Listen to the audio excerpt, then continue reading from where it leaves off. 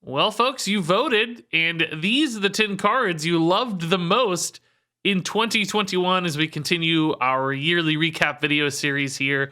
And let's kick it off with number 10, Wildfire. And I gotta say, I didn't expect to see this. I really expect to see like mostly legendary cards in the first place. And, you know, I like Wildfire. I like Hero Power Mage a lot, but I didn't expect this one to stand out enough to actually make the cut.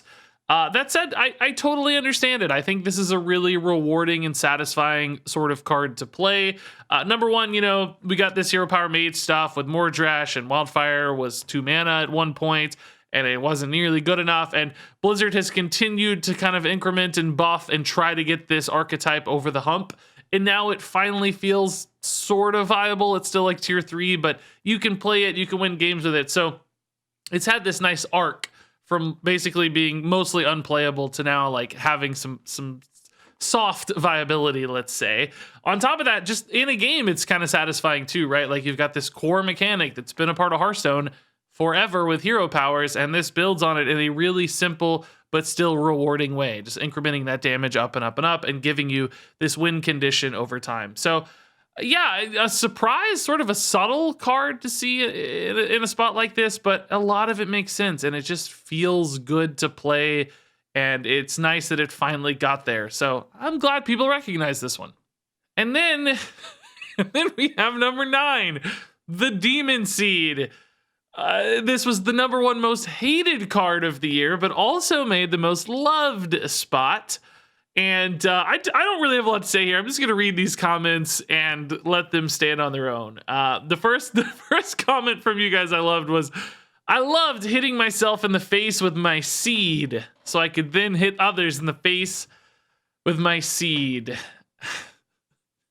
I guess I am now going to be banned on YouTube. So it's a good run. This other person put, JK, remove all quests next expansion cycle. So maybe we got some troll votes here. I don't know. And then finally, this has to be written with some degree of irony. I enjoy doing the exact same thing every game and making legendary on day 1 of release.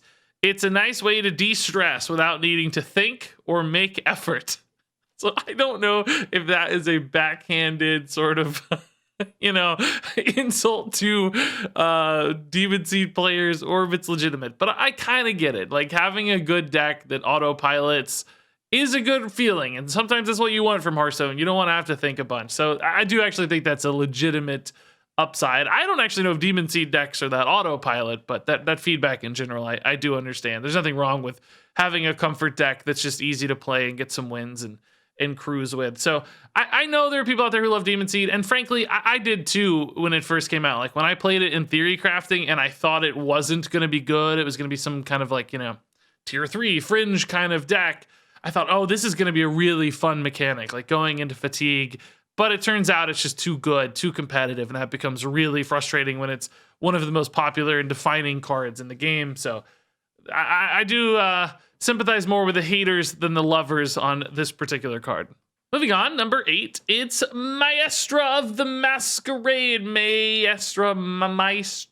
I never know how to say this one. But yeah, Maestra's so much fun. I had like the best moment the first time I saw this, just like, oh my God, they're a rogue. That's so fun. Like, it's just really surprising. And it's so goofy too. Like when they do something like trade the weapon that's only a rogue weapon, and it's like, wait a minute, you're not a warrior. Warriors don't have that card. It's just like goofy and fun and stupid, and it's actually kind of competitive now too, which is fun. Oh, actually really competitive now. It's quite good with the Null package and all the Burgle stuff. So a card that is just that stupid fun, but also now gets to see legitimate play. I think it adds some spice and life to the game.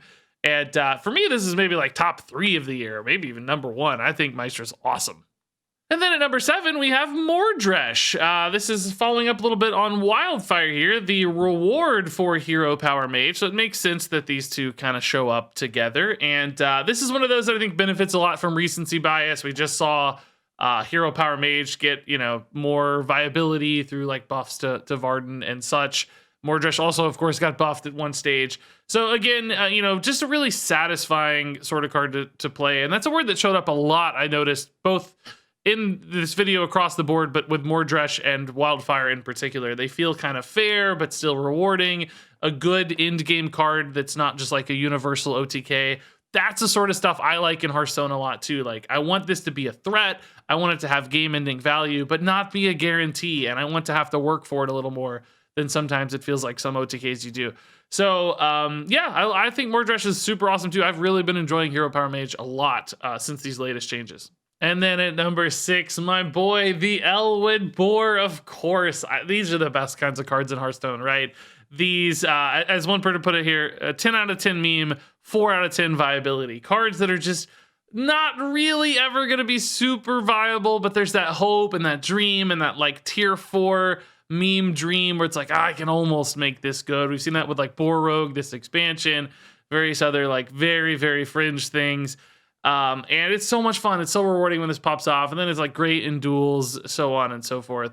So this epic ballad here practically in the comments. I'm not going to read the whole thing, but please pause and read that.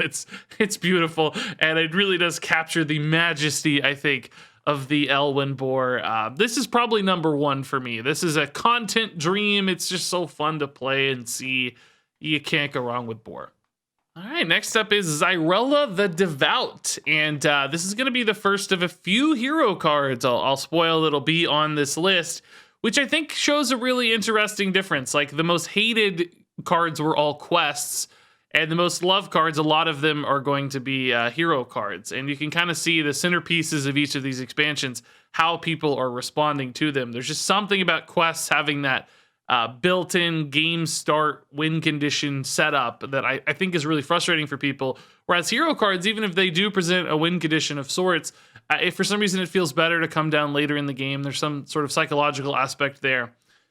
They still reward you for like playing certain sorts of things like quests do, but they just feel better, feel fair, and they feel in some way less decisive. And Xyrella is a great example of that, right? This is kind of like a death rattle quest. You like want to play a bunch of death rattles to make Xyrella insane. And she often is. Like, she's just gets you a ton of armor, stabilizes, clears the board. Like, it's often game winning when you play Xyrella against aggro decks in particular, because you're just healing and lifing up a billion. And that's kind of like a quest, but it feels so much better coming down later, not knowing that it's guaranteed, having to actually draw it, building into it. All of that feels good. And I think that's true for most of the hero cards. So this indeed is a death rattle equivalent to Shudderwalk that is more fair and fun, as somebody puts it. And I couldn't agree more. Xyrella is a really, really cool and well-designed card. And then next up, we have Lightforged Cariel. I think this is my favorite of the hero cards personally. I love the idea of the immovable object. I know it's caused some frustration. It's like, oh, you know, having damage, that's too strong. But it's so easily dealt with if you want. It takes one tech card to solve the immovable object problem. So I don't think it's a destructive or problematic effect really at all. But when it does connect for even just a few turns or throughout the course of a game, man, does it feel really fun and rewarding, giving you a chance to maybe deny OTKs or just slow down your opponents a lot.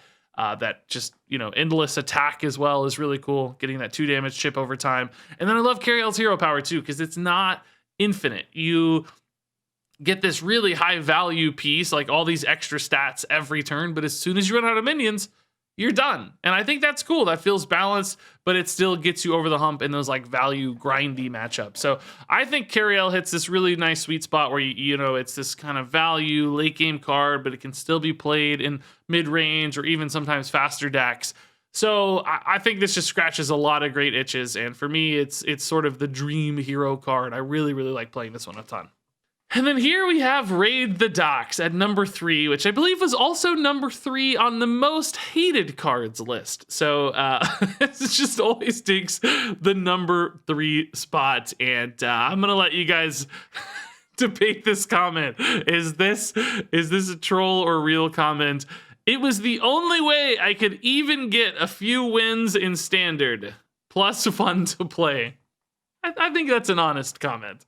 And this is that argument again. I think this is more of one of those like autopilot, just like have a comfort deck, play it, and you're gonna win games kind of cards, which can be frustrating to play against sometimes. And that's why Raid the Docks definitely showed up on the hated list. It sort of feels like your opponent just has this inevitability or guaranteed win condition with a Juggernaut, and it's not all that like hard to execute or do.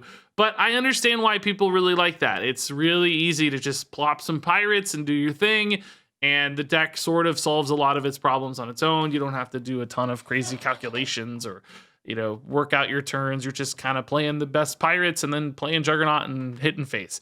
And there is some simple elegance to that. I think it's too powerful. Like currently, it's got some spikes that are bad with Mr. Smite, all those sorts of things.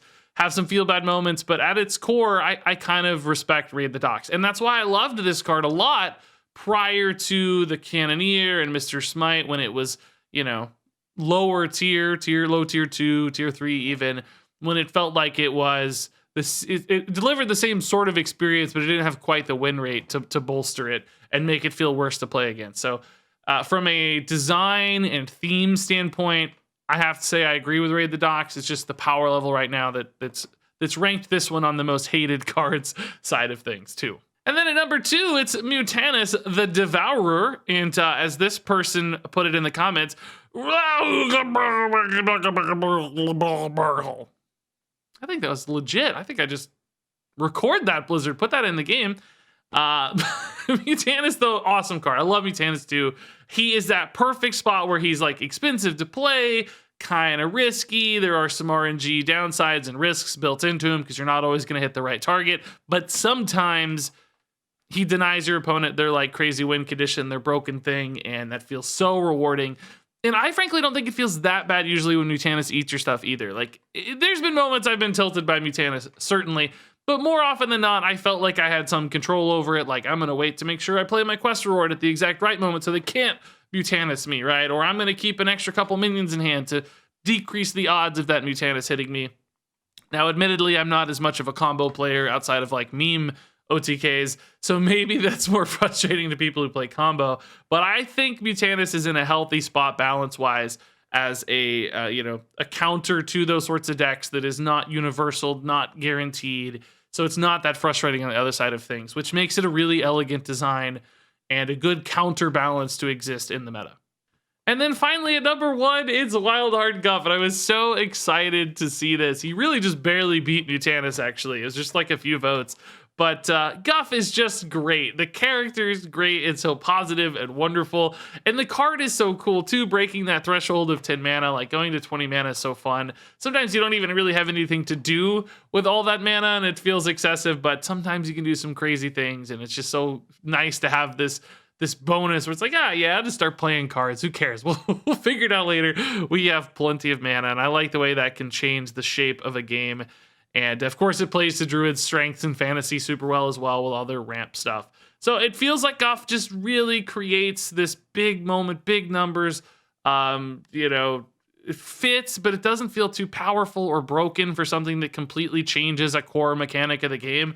That's hard to do and achieve and make it feel good for people across the board on both sides of it. But I think Guff did that. I think Guff is a perfect middle ground of all that. He feels totally fair, but still super fun. And I'm not shocked at all that Guff takes the number 1 spot. I think he's probably my favorite new Alterac card, maybe my favorite hero card ever. And I just keep wanting to play decks featuring Guff for all those reasons. So this is a great choice for number 1. And I really couldn't agree more. And there you go. That's it. Those are the 10 most loved cards from the year of 2021. Which ones surprised you? Which ones do you think deserve to be on this list but were not? I'm curious to hear all those thoughts and more.